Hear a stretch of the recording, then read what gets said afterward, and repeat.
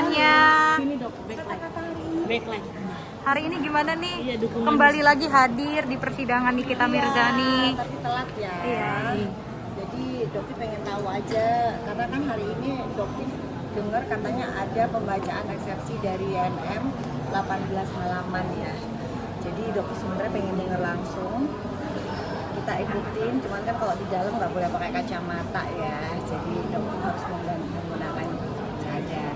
Jadi di sini diingatkan lagi bahwa Dokti tidak ingin sebenarnya dikenal ke publik, makanya entah menggunakan kacamata atau menggunakan cadar, bukan untuk dikatakan kalian bahwa untuk menutupi apalah kemunafikannya Dokti atau apa, bukan, karena Dokti tidak ingin dikenal, intinya hanya itu ya. Jadi Dokti menutupi gimana caranya, meskipun sudah banyak beredar foto-foto aslinya Dokti di medsos, yang mau gimana lagi gitu. Tapi Dokti pengen tahu ini hari ini apa sih yang mau diomongin sama Nikita. Kita tunggu aja lagi. Dok, tadi di depan juga ada demo pembelanya Kaniki. Ya nggak tahu juga tadi ngelihat ya. Mungkin gimana sih menanggapi banyak support buat Nikita Mirzani dan Mail? Yuk, ya selama emang kebenaran yang harus kita dukung. Yang jelas Dokti akan mengikuti proses persidangan dan memang harus kita kawal. Jadi jangan sampai ada siraman-siraman yang selama ini diduga ya, jangan ada lagi. Gitu. Kan kalau dikawal kayak begini takut kan, APH-nya juga takut, jaksanya juga takut. Jadi semuanya saling teliti aja. Karena ini kasus sudah bukan kasus yang ringan ya, ini sudah intervensi di mana-mana. Biar nggak ada lagi kata-kata titipan gitu ya. Benar, betul. Jadi memang ini butuh banget pengawalan dari masyarakat. Jangan capek, mungkin udah jenuh, udah sekian lama. Tapi karena yang kita lawan ini adalah wah luar biasa, duitnya nggak berseri ya, luar biasa. Jadi ya tergantung masyarakat apakah masih semangat belum semangat untuk mendukung untuk membongkar ini semua. Doktif kan pada sidang kemarin itu kan nama Doktif banyak disebut ya di dalam Kayaknya di dakwaan. awal aja sih Dokti sudah terima surat dakwaannya. Jadi sebenarnya emang di awal itu dibentuk narasi seperti itu.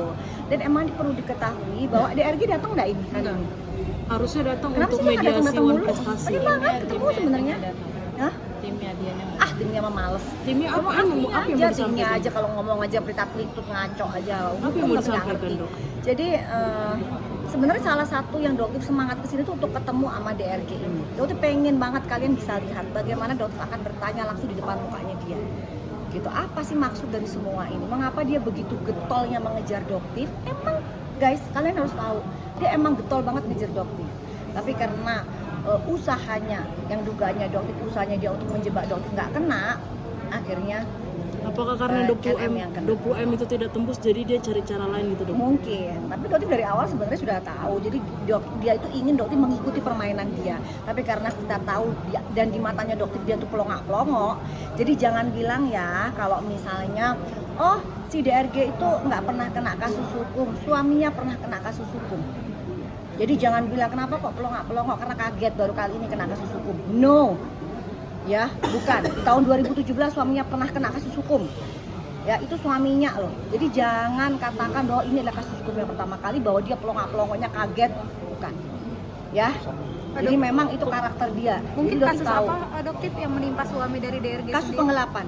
Kalian bisa cek sendiri di linknya juga ada semua. Tahun 2017 enggak, karena kan memang tuntutannya kan di bawah tahun. Jadi Dok, Doktif ini kan pelan-pelan aibnya DRG terbongkar mulai dari ibunya, terus kasus suaminya, terus kasus adik iparnya atau keluarganya lah gitu mulai ya kalau terbongkar di satu sini sih persatu. Dokti malah cukup prihatin, dan sarannya Dokti sebaiknya itu kan keluarganya dia ya, orang tuanya dia. Tapi Dokti lihat memang dari analisanya Dokti ini ada ODGJ, jadi ada gangguan jiwa. Jadi sebaiknya memang gimana sih caranya untuk men-take down atau kalaupun dihapus aja lah ya, itu kan aib ya, jadi nggak ada kaitannya dengan kasus ini. Jadi di sini Dokter sih sarankan untuk teman-teman masyarakat nggak men-share itu, karena kan yang namanya orang dengan gangguan jiwa ya itu harus kita kasihani ya gitu. Jadi yuk kita nggak share yang itu tuh nggak ada kaitannya dengan ini. Doktif ya. mungkin kan pihak DRG apalagi pengacaranya selalu menginginkan Doktif sama Dokter Oki untuk ikut jeblos ke penjara gitu. Itu kenapa sih mungkin Doktif dipicunya dengan apa? Ya mungkin ya karena Dokter tidak tahu, mungkin ditanyakan ke merekanya ya kenapa kok begitu dendamnya. Yang jelas kalau menurut dugaannya Dokter ya karena Dokter membongkar skincare-nya dia yang memang pada saat Dokter cek yang memang busuk gitu loh. Busuk, dan Dokter bilangnya overclaim dan overprice atau bahasa kasarnya ya busuk aja lah. Dan ini berjalan bertahun-tahun. Apa karena biar memenuhi unsur pemerasannya juga, Dok? Nggak akan bisa. Nggak akan bisa. Mau jumpalitan kepala jadi kaki, kaki jadi kepala, nggak akan bisa. Ya, untuk DRG nggak akan bisa. Begitupun untuk anus dan untuk yang lainnya, gerombolan yang lainnya nggak akan bisa. Kalian hanya mau capek-capek energi dan dosa aja ya. Karena kalian tidak tahu ada apa kejadian yang sebenarnya di balik itu. Cuman dokter nggak merekam semuanya. Seandainya dokter itu ya licik nih seperti DRG, kalian akan tahu sebenarnya seperti apa kebusukan langkah-langkah mereka, siasat mereka. Mungkin ada berapa kali upaya untuk menjebak dokter dalam kasus Sangat pemerasan banyak, itu? banyak. Lebih Dan dari dibukti 3? di handphone itu 3 kali. Di bukti handphone itu ada pengiriman hasil lab yang dokter diminta untuk merubah itu. Jadi mereka meminta untuk mengikuti hasil lab dari yang mereka minta, tapi dokter tetap nggak mau. Uang tutup mulut gitu ya dokter? Iya, betul. Ya secara langsung ya, dok bisa nggak kak, ya sebutannya dokter nyebutnya kak ya, kak bisa nggak sih reviewnya itu pakai hasil lab ini. Jadi itu ada saksinya, tapi dokter bilang, dong ngapain? Yang dijual di masyarakat itu adalah hasil lab yang dokter sampaikan ke masyarakat itu. Jangan minta dokter untuk merubah itu, tarik aja, rubah semuanya, gitu kan nggak akan miskin. Setelah sekian ratus miliar kalian ambil bertahun-tahun, kalian nggak akan miskin hanya dengan bertanggung jawab, meminta maaf ke masyarakat, berusaha untuk memperbaiki, selesai. Tapi tidak, ternyata ya mereka ada upaya-upaya untuk melakukan penjebakan ke dokter dan tidak berhasil. Ya, mungkin kenanya ke Dok, yang soal link video dokter yang dikirim oleh dokter ke Mail itu dokter tahu yang dijadikan awal mula yang link itu dijadikan alat komunikasi dulu, membuka komunikasi. nggak tahu link apa? Nggak tahu link apa? Link yang video dokter yang review. Nggak tahu. Nggak ngerti aku. Mungkin apa? Siap diperlukan jadi saksi. Nggak masalah. Nggak ada masalah, Dok. Bahkan mungkin akan terkuak dan jangan setengah-setengah gitu. Maksudnya kalau menampilkan potongan dari screenshot itu jangan setengah-setengah gitu. Maksudnya dokter itu gimana sih dianya yang mengirim hasil lab supaya untuk mengikuti kemauan dia dan dokter nggak mau gitu. Itu jangan ditampilkan setengah-setengah seperti itu. Jadi biar masyarakat tahu apa istilahnya keseluruhan dari siasat yang ingin dia terapkan ke dokter.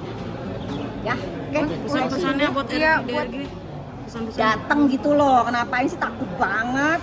Heran ya kalau jualan aja berani, tapi kalau giliran kesini litat-litut mulu. Udah dateng aja sini ketemu sama dokter, nggak usah pakai titik-titik instastorynya ya, nggak usah ya.